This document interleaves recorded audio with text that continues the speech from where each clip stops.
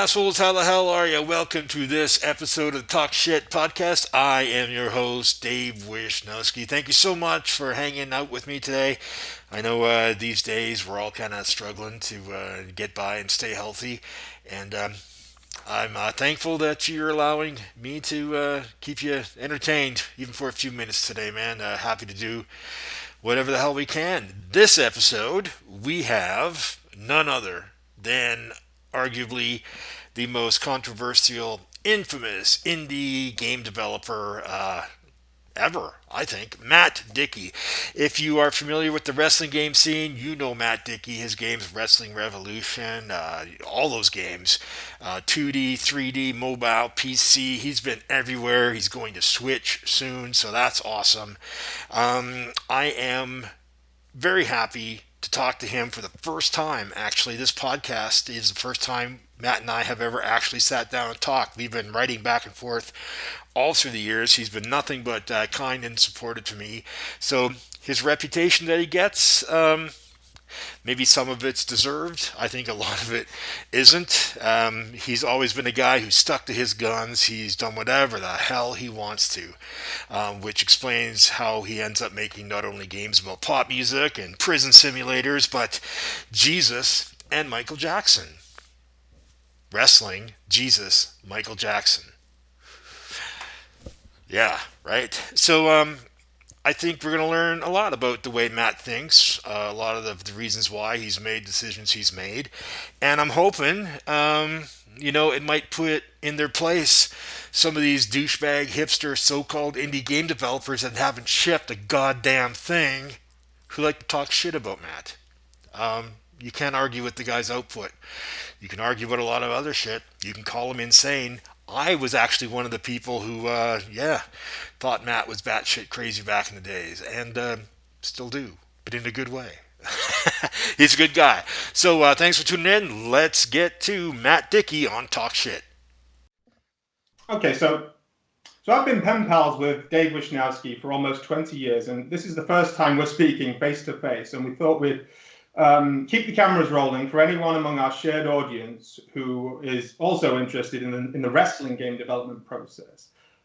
So, Dave, for anyone in my audience who's not already familiar with you and Pro Wrestling X, how would you introduce yourself? Well, you know what? That should be easily the most basic question for me to answer. But as you know, man, with a history as long as we both had, it's hard to kind of sum up pretty quickly, isn't it? Right?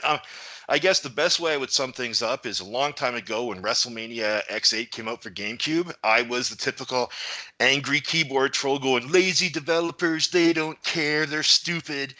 And somebody on a GameFAQs forum said, well, hey, asshole, if you think you can do better, why don't you make your own game? And this will make you laugh. I thought, fine, how hard can it be to make a wrestling game? I'll make a wrestling game. So over the last many, many years, I've taken a different path than you, whereas you are a talented, knowledgeable indie developer. I had no background. I had a college diploma in jazz studies, and I didn't play jazz all that well to begin with. So I kind of went the typical route. I learned how to raise funding to open a studio, hire programmers and artists, and went through a long history of that to eventually land where I am today with a game, Pro Wrestling X, on Steam Early Access that we've been just building incrementally in baby steps, having a shit ton of fun doing it. So that's kind of where I'm from and where I'm at. Yeah, when you said WrestleMania X8, that rang a bell for me because my first memory of interacting with you was back when you had the Wrestling Gamers United website. And I recall that was some sort of rallying cry for people who were disenfranchised with the way what wrestling games had become, and kind of petitioning for change. Is that how you remember that period? Yeah, I was as naive as you possibly could have been about the game industry. A lot of people still are that naive, ironically enough. And back in the day, I thought it was going to be as simple as putting up a website saying, hey, wrestling game developers, THQ, Electronic Arts, come talk to us passionate wrestling gamers, and we'll tell you exactly what makes a good wrestling game. Because generally the people that supported what I was doing were really into Fire Pro Wrestling kind of games, and especially the Aki Nintendo 64 games from Revenge, No Mercy, WrestleMania 2000. And then, of course, we nerded out and totally got into the Virtual Pro Wrestling 1 and 2, Japan. So we thought, well, if you know why a wrestling game is fun, it should be very, very simple to translate that into a playable game that you can ship to people around the world, right? So Yes. after about a year of realizing I was making an ass out of myself, that no game publisher was going to give me the time of day. And I mean, I walked into the offices at Electronic Arts and literally filled out a little form saying, "Hey, I can make you a wrestling game. Give me a call." And the nice receptionist lady kind of patted me on the head and said, "Okay, well, we'll give you a call, boy." Uh, That's a common misconception. Is people think that ideas are very valuable in this industry. Oh, I've got so many ideas. It's the execution of the ideas that we get paid for that gets the ball rolling, and that's something you either learn the hard way or not. well, But yeah, that's just it. good. I'm sorry. So you've probably seen this as many times as I have, and it's a bit bittersweet because on one hand, it feels good to kind of do what we do and ship our games and inspire people to go, "Hey, I've got an idea for a wrestling game. I'm going to make one." And it seems like every 6 months there is a flurry of someone else online going, "I'm going to make the greatest wrestling game ever. Here's my Unreal mod. Here's my here's my proof of concept where I've used the endorphin engine and look at all the cool flips I can do with physics." And then you never see these people actually develop a one character grappling another character, body Yeah, slamming them, and stand back up in idle position. I mean, once it gets to the part of actually programming a game, yeah. people realize that all the greatest ideas in the world, they don't develop themselves. To this day, I still get emails from kids saying, I gave you that idea for a zombie game. I said, you should make a zombie game. And then you made a zombie game. And I don't recall getting any of the money. And it's like the ideas are not valuable. We've all got dreams, we've all got ideas, we've all got ambitions. It's the hard work, the grind of turning that dream into reality. And it's not always a pretty process, as I'm sure you're discovering.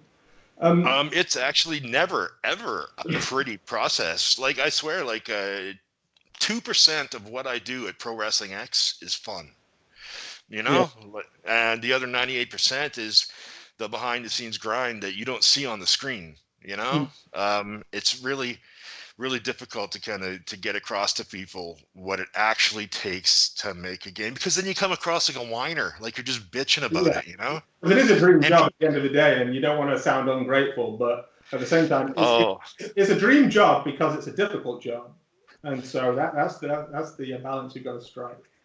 well, how did you one thing I've always wanted to ask you about is how you manage to stick to your vision and play to your strengths, Mm, because as you know, as soon as you put yourself out there as somebody who wants to do something, but then actually takes the step of delivering something to people and it's not exactly what they expected.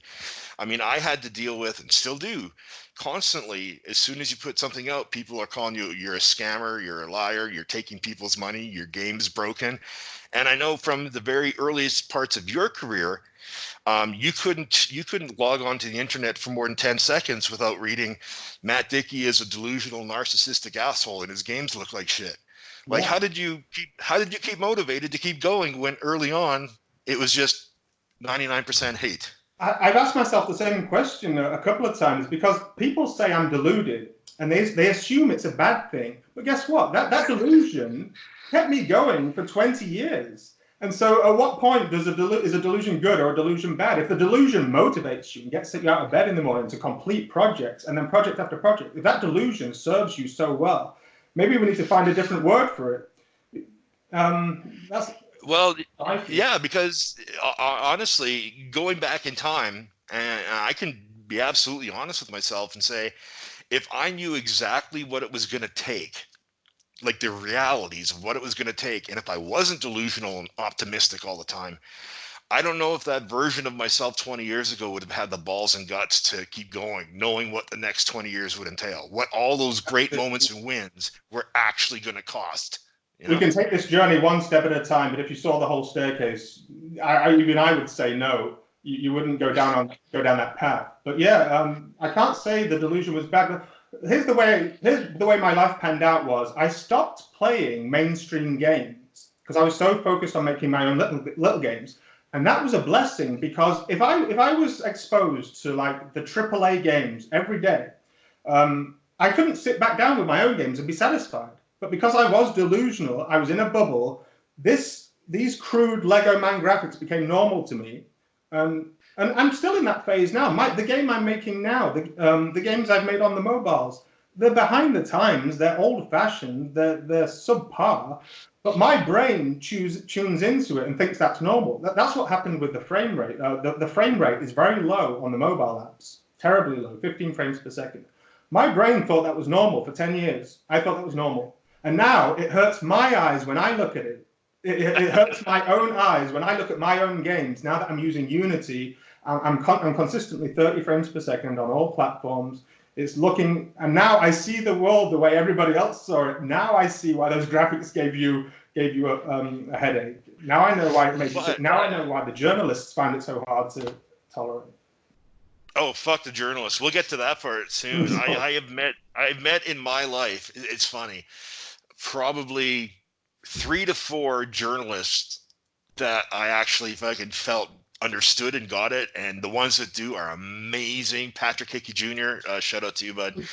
But I mean, going back, like you talk about your graphical style, and that's always been one of the big frustrations with the mass market of people. Like, why doesn't Matt Dickey hire an artist? Why doesn't he do this to compete with WWE games? And I'm thinking, I can scroll through screenshots of 100 generic wrestling games. I can pick your games out from any lineup.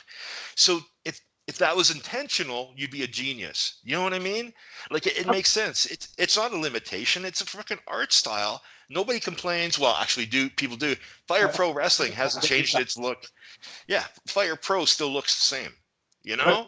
It goes even deeper than that. The graphics are the reason the games are cheap and affordable. The graphics are the reason they're quick. The graphics are the reason it's a small file size. The small file size is the reason it got downloaded so many times. So if you run it all the way back to those graphics, they're responsible for everything that was successful about my games. Small, lightweight. That's where the millions of downloads come from. And that's where the friction with journalists come from. Because as I was saying, if I was exposed to AAA games every day, I would hate my own games. They are exposed to AAA games every hour of every day. So when they see me, it's like they've seen a car wreck.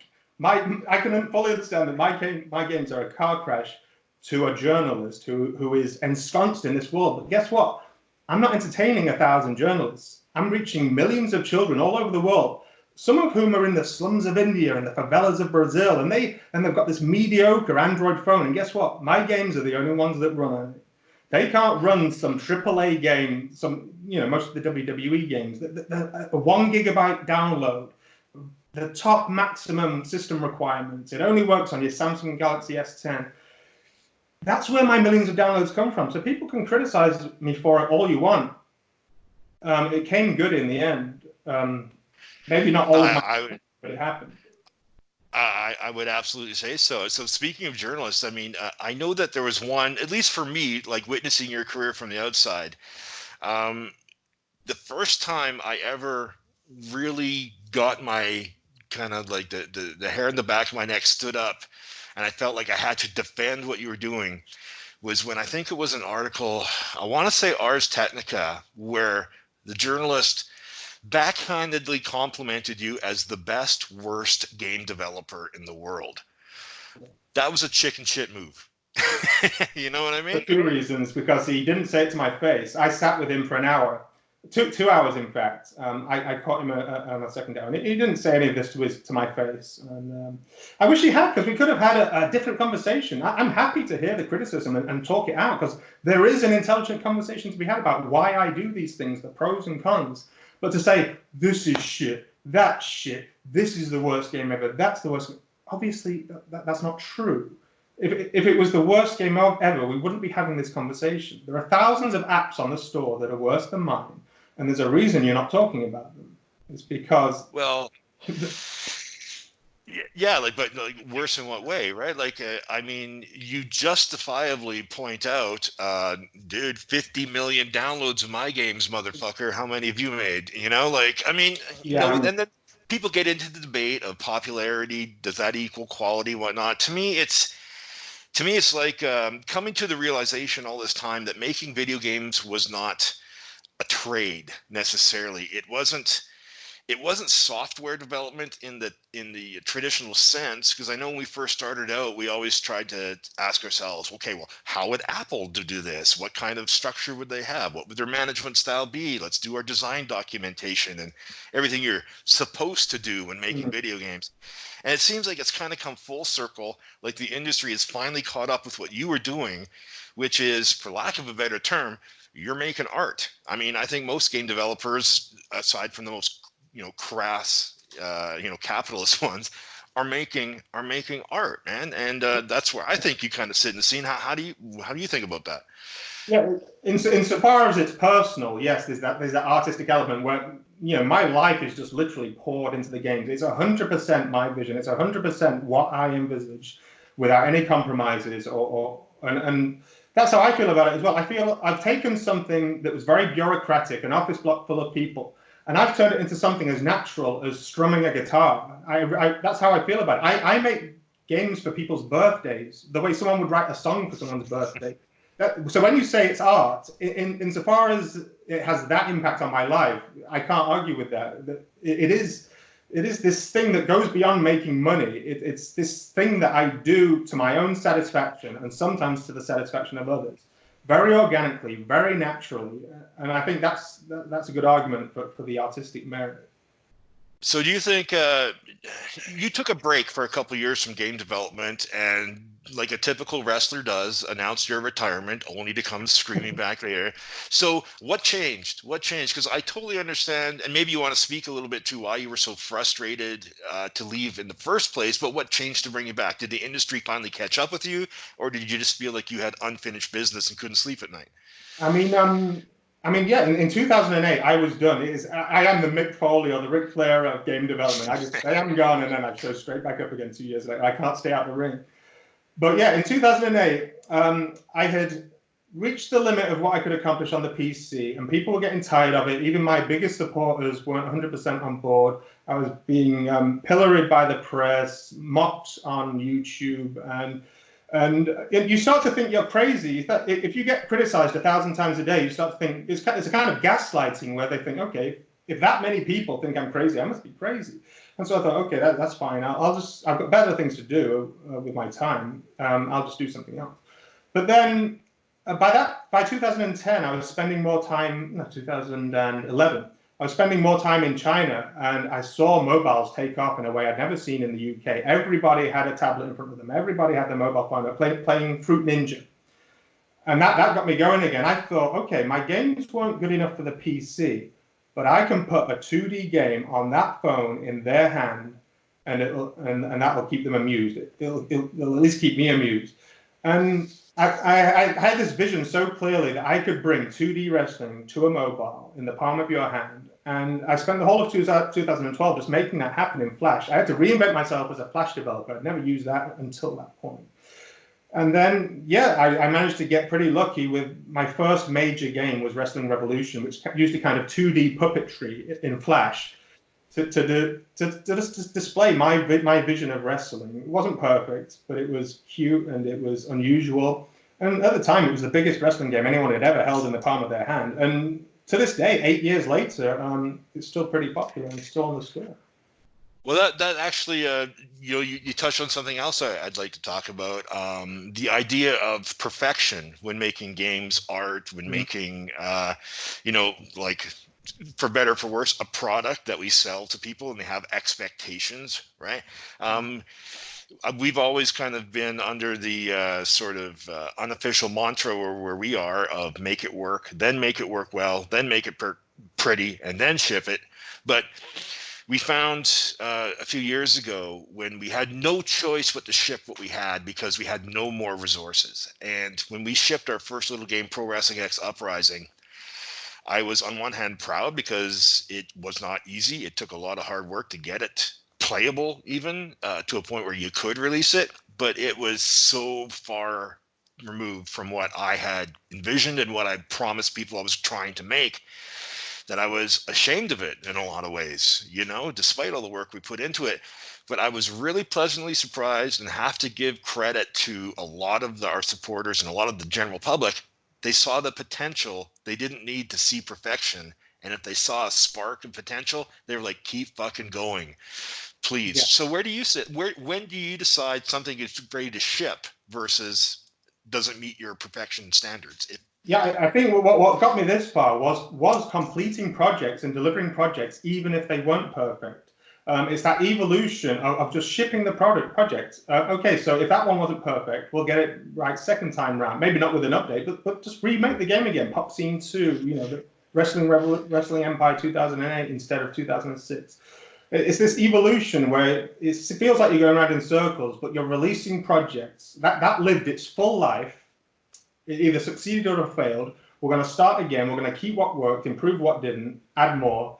And yeah, so I do believe that perfection is the, they say necessity is the mother of invention. I think perfection is the enemy of invention. And it's really one of the worst habits you can bring into this profession, because if you do not complete projects, you will never, if you're a perfectionist, you'll never release a single project. I mean, I've heard a lot of movie directors saying a good movie is never complete. It's only ever abandoned, because you don't have enough hours in the day or enough months in the year to do your perfect movie. They're all leaving things on the cutting room floor. They're all in agony about it. And a game designer, especially a young one, has to come at it with the same attitude.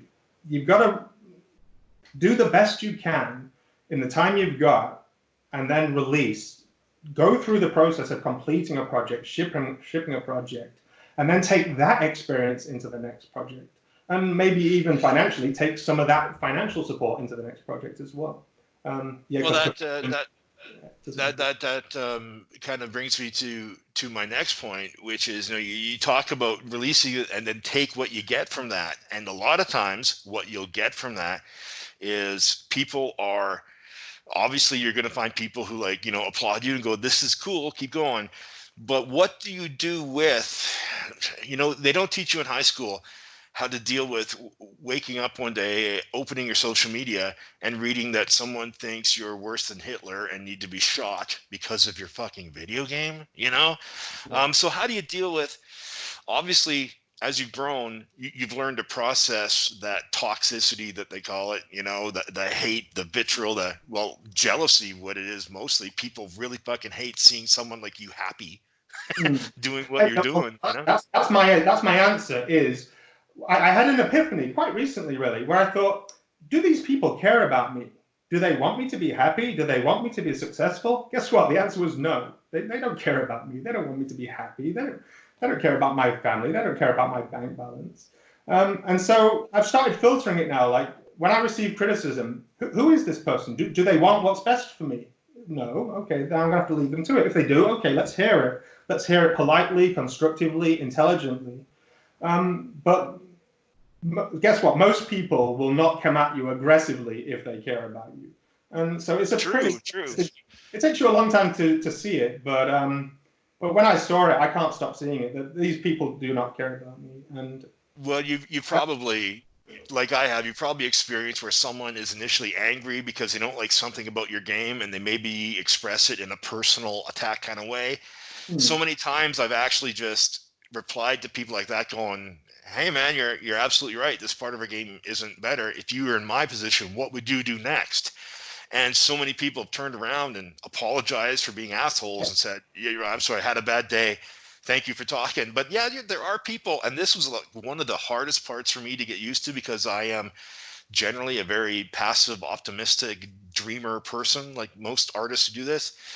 And coming to the stark realization that there were people in this world who actively want another human being to fail and suffer, that was a hard pill to swallow. I'll put it this way: I've never met a hater that I want to trade lives with, and I think that's pretty ridiculous. I've often said, if you take the people that support us and the people that hate us and stand them in front of me, I'm pretty happy with the way that group splits up. And guess what? we can focus on the positives, because I've got a lot of respect for the people that do see the good in my work, even though there's all these. Every day they're bombarded with messages saying, "Do not like this guy, do not like this game, worst game ever, worst game ever, worst game ever." They're still here, and I think that takes a lot of integrity to kind of every day you're told these messages to kind of proceed in faith and just show your support, even though and they're probably taking a hit on social media and they're inviting trouble of their own just to support people like me and you. I have a lot of respect for that as well. So it's one thing to be upset about the criticism, but there's also a lot of positives to focus on as well.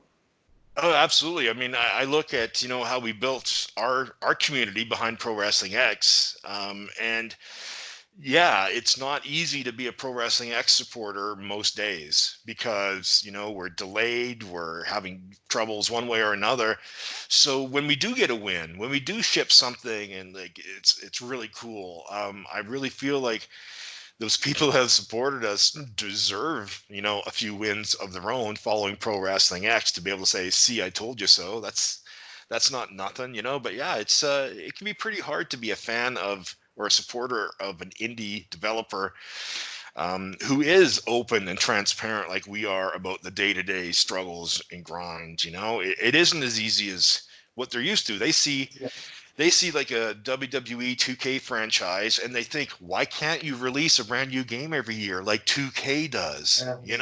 When the difference is so stark, an office block full of highly trained professionals, and the idea that we even come close to even starting a project like that should blow people's minds. But of course, you take it for granted. And yeah, at the end of the day, I take all criticism as a compliment, because what they're saying is, you've made this look easy. You've taken this extremely complicated thing. You've made it look so easy that I think I could do better than you, and I think you're full of shit. To which I say, be my guest. Please sit me under the learning tree. Exactly. Well, what would you say to those? What would you say to the people who you probably get this a lot too, where people are like, "Hey, I dig your game. It's really cool. You should really hook up with a wrestling company one day and get a license, and then you'd be set for life. If you made a game for another wrestling company." Oh, I think it's quite the opposite about being set for life. I think I would take a huge financial hit if I just divided the pie into for no particular reason. Because for me, I don't see any financial benefit to working with any company except WWE. I mean, it's the only one that's a household name. So that's the only one that would get me excited financially. Otherwise, it's kind of charity work. I mean, I've worked with real promotions in the past, and and they think this is their big break. Oh, this is my chance. This is our big break to earn millions of dollars, like WWE does. We're getting a game. $1 million, please. We want to be as rich and famous as WWE now. No, you have to come to me as a household name, and then we're starting to benefit from it. If I make you famous, if I legitimize you, if I give you something to get excited about, that's all us. That's all the developer. Because I can make a game without them. They can't make a game without me. So there's a real power imbalance for me when I work with independent teams. I've talked to so many developers who've been through the process of working with another wrestling company to put another wrestling company in their game, or quote unquote real wrestlers in their game. And even to this day, when development costs are, they're at least simpler than they used to be 20 years ago. I would say I haven't spoken to a developer yet who said it was a better decision than just making their own universe, their own characters, and doing it their way.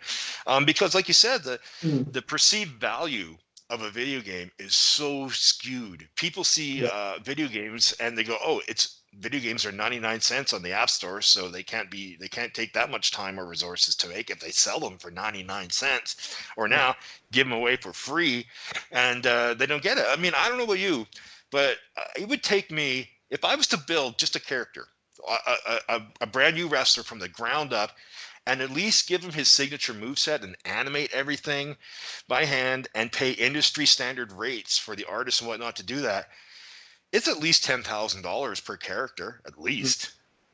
Yeah, for me, I don't quite have it. For me, it's not a financial issue because my graphics aren't good enough for it to be that time consuming. It's a pretty simple transaction. But for me, What do you think? it's like it's almost an ethical issue. It's like you do. I feel they don't appreciate what I would be doing for them. That I would be legitimizing them because I think it's a vanity project where they want to be in a game more than I want them to be in a game. I mean, I had someone talking to me about the MMA game saying, if you put me in the MMA game, can I be the cover star? Can I be this? Can I be that? And I'm like, you're not a household name. I've got no interest in doing that at all. You just want to go home and tell your friends and family that you're on the front cover of a game. And I'm not interested in, I'm not a charity that's providing that service for you. And so for me, there's this real conflict between what people expect from the experience and what I am genuinely willing to give them out of the experience. And it never, ever. Yeah. And plus and I'll just be completely honest, but there's a skewed sense of value that other wrestling companies and wrestlers kind of bring to it. And I get that, because when you're a wrestler, you're an independent contractor and you're in business for yourself. And that totally makes sense to me. But I mean, we've worked with a few different indie wrestlers, and the scale of people who are understandable and really cool and get the economics of the situation in terms of the value we bring is awesome. Yeah. But there are some people, I know of a couple indie wrestlers that wouldn't even talk to us for less than like 15 grand. Like they wanted up front. And I'm thinking $15,000 means I got to make my $15,000 back just because you're in my game. I don't know how many fans you have, but you better at least sell 30,000 more copies of my game for it to even make sense to me. Exactly. And it's preposterous to think that one face, because here's the problem, wrestling games have dozens of characters, if not hundreds, as a matter of course now. Yeah. So if you're one face out of 100, what is your value to that project? So yeah, especially if you have 300 characters. So. I always thought that the best way to do it, believe it or not, Electronic Arts. In their UFC games, they have I don't know if I'm breaking anybody's NDA by saying this, but they have a mechanic where they can actually track how often your character is used in game, and they pay you a royalty based on how many times people use it.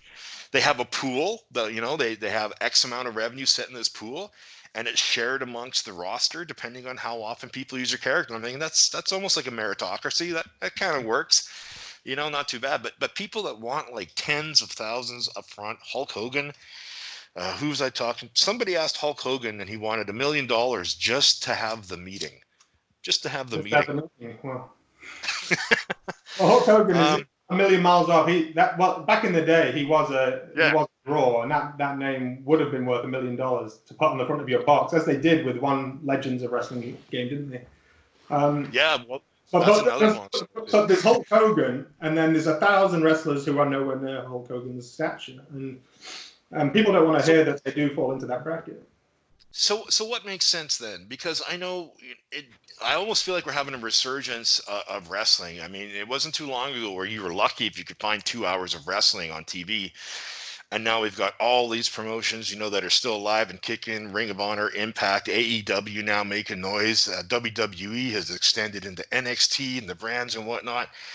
Do you think going forward, are we ever going to be at a time again where you can get like a half a dozen different wrestling games featuring different companies made by different developers? Are we ever going to be that way again? Or has the landscape become so vastly different and changed that the odds of, that old school way of doing business ever happening again? Well, I just can't imagine. I can't imagine anyone except WWE bringing a wrestling game into existence from scratch. Because to have ownership of it, that's pretty much what you'd have to do. And people forget that Fire Pro evolved over 30 years. My games evolved over 20 years. Even the AKI games evolved from 1996 to 2000 to get what we had with No Mercy. That was a nice little 5-year evolution. So anyone who wants to enter this marketplace is saying, I can fake all of that natural evolution that happened organically over decades. And I'm going to get it right first time.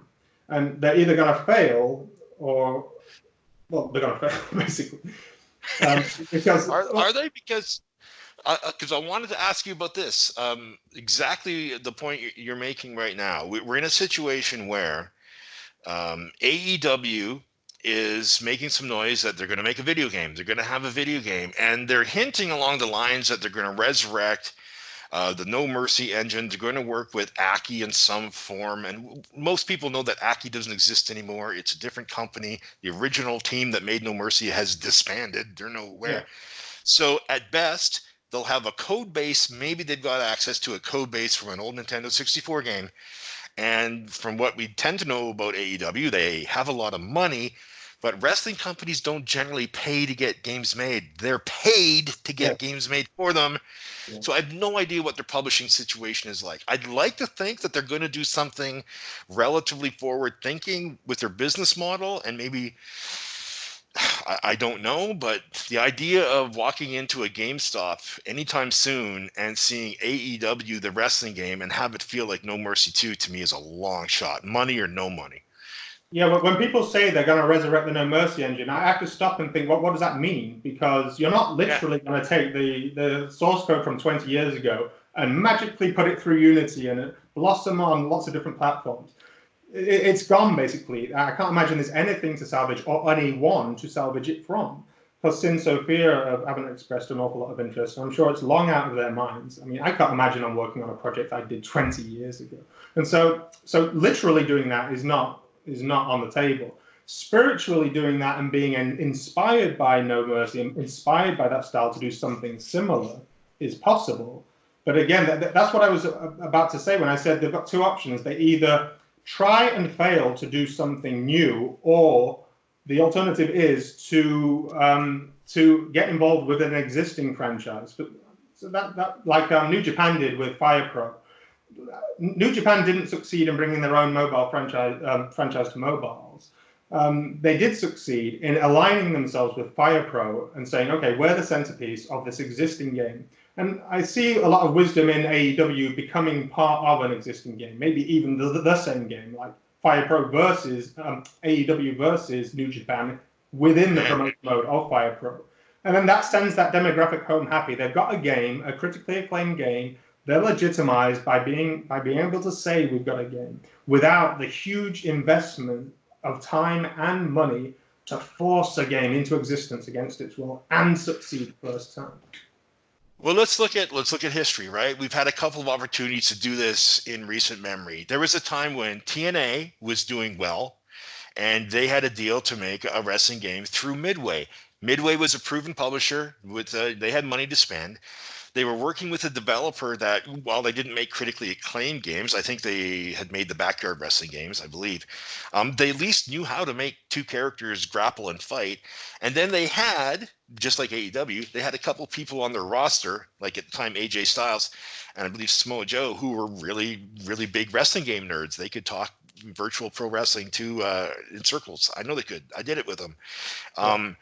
And even with all those ingredients, they were still bound by the laws of time and money. And when that TNA game came out, it was just a sliver of what we hoped it would be because they didn't have 5 years to develop it. And then fast forward to most recently, they made a change with the WWE games, with the 2K games. They switched developers midstream, right? They got rid of Ukes and they gave it to another developer. And here's what we had. We had an existing, completely proven wrestling game code base, like Style or Not, with the 2K games. You had obviously all the money you needed. You had an experienced crew, and yet disaster, fucking disaster, right? So given that, I was always, and we talked about this briefly over email. I thought AEW should get involved with the indie developers and do something working with us, like guest starring in our games or whatnot, and really kind of speak to that crowd. But like you said earlier about it being vanity, I have to wonder if with AEW, because they want to compete head on head with WWE on WWE's turf. I really think they're going to try to go the route of making a standard retail release wrestling game, and I really fear for that. Yeah, I feel the same way. Have you heard the rumors about them wanting to work with, maybe working with Ukes and kind of inheriting the WWE engine, and then because I think their instinct will be to go towards that realistic, modern impressive form of game development. But at the same time, I think that could be a disconnect with their fans, because this is their opportunity to do something different. Because Kenny Omega and Cody Rhodes are fans of the Nintendo 64. They do come from that era, and in their heart, they would like to do something unusual and something that stands out. But I can't imagine it'd be easy to convince people not to go the realistic route. Which for me, I think realism is overrated in games. I mean, why do we keep talking about No Mercy? I mean, we're at a point where we can depict anything, photorealistic visuals, perfect models, perfect hair. They can be as big as you want, on any scale you want. How come we're still pining for a game that was squeezed onto a Nintendo 64 cartridge with low poly models, low res textures, homemade, handmade animations? What is it what is it that makes us pine for that era if realism is so good? Well, let me flip it right around and ask you that very question. Why do you think people are still pining for that No Mercy experience? Well, for me, I keep thinking of Star Wars. You know, in the 1970s, I think George Lucas was saved from himself by having to use practical effects in the 1970s. He can't do this, so he has to do this, and he accidentally made the one of the best movies of all time. Fast forward to the prequels and even the sequels, we can do whatever we want. Whoops, all the magic's gone. Our brains have fallen out, and because there's nothing focusing them. And so I see the same thing that's happened in wrestling games, where yes, we can do whatever we want now. We're still attracted to this era when we couldn't, when we had to compromise, we had to squeeze onto a cartridge, because those compromises promoted creativity. And so for me, it's no coincidence that wrestling games became unplayable at the exact same moment they became realistic. If you cast your mind back to that 2001, 2002, we started to see the photorealistic visuals, higher poly models, and then people got complacent and the gameplay kind of became an afterthought. So yeah, that's the way I feel about it. And that's where we come in, because independents are keeping the era of the compromise alive, because we're the ones that have to compromise now. We're the ones that have to hustle. We're the ones that have to sacrifice. We're the ones that have to think differently. And so this is a good opportunity for us as well. If that era truly was better, this is our opportunity to prove it and to bring it forward. Well, I'm glad you spoke to that, because I know on our side with our crew, and we've got just a little 3-man crew over here at Pro Wrestling X. We've had some opportunities in recent memory to possibly work with some other companies, and we've actually had our little come to Jesus kind of talk, where we said, what's going to happen if we get an offer to develop a game for another company, like just flat out act as a developer under the creative control of someone else. The trade-off being we'd be guaranteed wages at least for a year or two, so that would be a nice change, right? And to my surprise, and even with the feedback from our community, people are like, don't do it. Like, don't. It's not worth it to go to work for someone else when you've been making better for worse art like we have. Like, if someone said to me, here's $1 million, Pro Wrestling X, but you got to put Pro Wrestling X to bed and you got to make Joe Blow's wrestling game, I wouldn't take the deal, man. I mean, why do you think I work alone for so long? I mean, who else give me this much freedom? I've had enough run-ins with publishers and things to know that just one person on your back can drain all the creativity out of you. They'll shoot down every idea you've ever had. And so, yeah, that's why I'm so protective of working alone, because it's so valuable to me, that freedom to literally do whatever I want, whenever I want, however I want. To sacrifice that, you've got to pay me. It's not the other way around. I'm not paying you to destroy my freedom. Well, it definitely plays to something I've heard a few times, where they say the definition of success is waking up every morning and doing what you want to do, right? And I think we're both in that position, which I think waking up just to get a paycheck to do what somebody else wants me to do is not a move up. Yeah, when I first started considering entering the industry, a lot of people warned me and said, it's crap. You work 18 hours a day on somebody else's project. and it's not what you thought it would be. And I haven't experienced that for a single day, so I feel very lucky to have carved out my own little niche. Even if it wasn't easy at times, it's always been real and it's been enjoyable for me. Well, that's why, when I think of, I our company and a few other indie devs approached AEW within the last year. We made it only so far when it became clear they weren't interested in working with the indies. Fair enough. I get it. It's a risky maneuver, but I think, and talking to all of them involved, surprisingly, most of us said, we'd be happy to experiment with putting one or two AEW characters in our game and maybe build an AEW venue for fans to play in, on the condition of, and this is unheard of, on the condition of that we retain full creative control. Like, so it's like being flipped on its head in the last generation. Like you said, it's now become a case of, if people want to work with the game developers themselves are in such a better position of leverage, for lack of a less douchebaggy term, that nobody's begging for scraps anymore. We've realized our value, and while it's not billions of dollars, our value is worth something to all of us indie developers. We're not just talking about creating a game. We're talking about bringing it to market. So you're in with Steam, so you would bring it to Steam. I'm in with Google and Apple and even Nintendo now. So I bring Nintendo to the table. So that affects the price. That has value in and of itself. And so these companies, I don't think they have a very accurate understanding of that. I think you're right insofar as any independent promotion would benefit from the guerrilla marketing, your suggestion. Logically, if they expose themselves to thousands of wrestling fans in lots of different places and just invaded the wrestling game industry, the exposure, the advertising value of that would be very high. But they never see it that way. They never see it as kind of a brand extension. They see it as, this is my opportunity to bank millions of dollars and legitimize my brand. Whereas you're not wrong to think that they would indeed benefit from exposure. You just can't convince them of it. So where do you go from here then, Matt? I know you've got just a few minutes here. You got some company coming. Most people that are following this and watching this are fairly familiar with where you've been. What's coming next down the plate for you in the next year or two?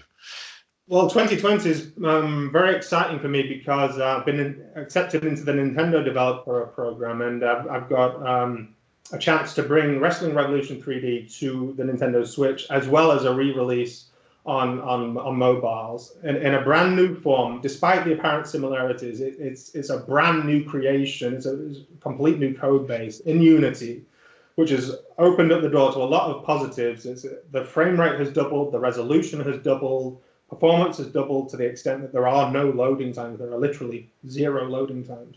And so I'm very excited about this project. This is the best incarnation of my 3D wrestling game I've ever been able to create. And I'm looking forward to bringing it to the Switch eventually, where I feel it will be quite well placed to entertain that demographic that has been somewhat neglected over the past 2 years, because WWE shit the bed when they tried to bring realism to the Switch, and it didn't work. And nobody else is going to try this again for 2 or 3 years. But now independents such as myself and Mike Herman of RetroSoft with Retromania Wrestling is going to bring back 2D wrestling, a WrestleFest wrestling game. And so between independent developers like that, as well as you and Dave Horn working on action arcade wrestling, there's this push of alternatives that are going to come on every platform probably by the end of this year. And so that's going to be very exciting. I think it's going to be a return to what wrestling fans loved about the past, which is what we've been talking about so far. But what about, I always thought that the added extra special sauce that made you even more interesting was the shit you did outside of wrestling. Like, what's next for the guy who made video games about Jesus and Michael Jackson? Well, I am going to get round to all of them again eventually. That's my goal. I'm developing this game with one eye on the zombie game, and one eye on the superhero game, and one eye on when this is a school game, one eye when this is a prison game.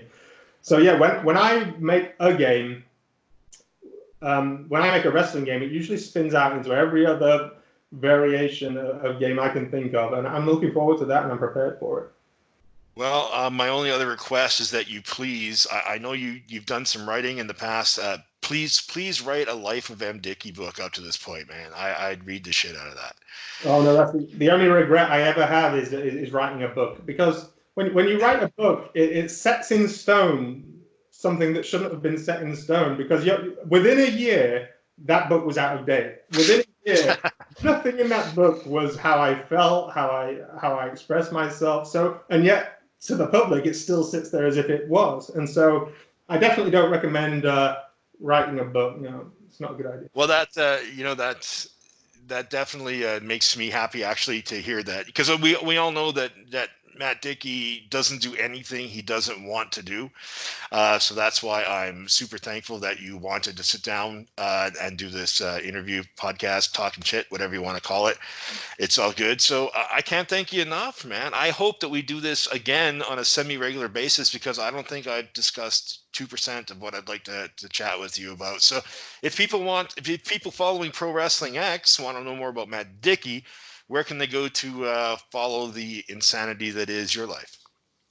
Well, my website's a bit inactive at the minute because we're all on just social media. We just take it for granted that we can just post things on there. So I'm on Facebook at mdickeyfans, and on Twitter at mdickey.com, spelled out DOTCOM.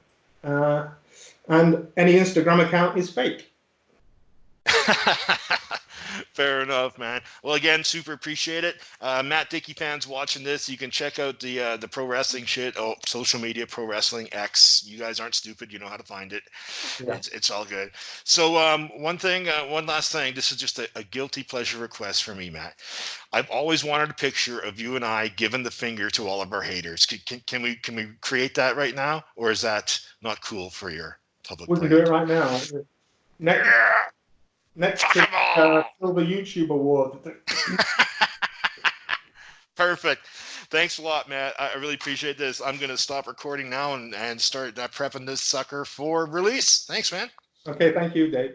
Thanks again to Matt Dickey for joining us on Talk Shit. I hope you talk to him again, man. He's a fun guy to talk to, very interesting. He's got a lot of experience and knowledge to share with anyone coming up in game development, entrepreneurship, art, creating, doing your own thing.